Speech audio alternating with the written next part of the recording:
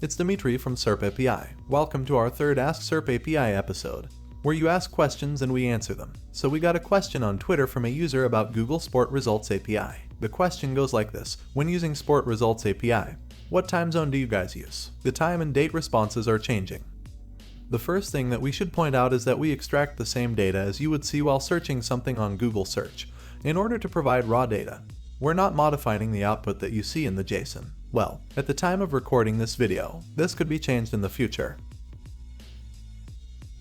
The time and date format consistency comes from where search comes from. For example, if you search for Liverpool football team from United States, the match's time and date format would be different from London, because Europe and United States have different time and date standards. And if you try to search the same query from Brazil, the date format will be changed again. Not because we processed it somehow, it's because Brazil has different date standard as well. And Google returns such date format for a particular search query which is being extracted by us to the user.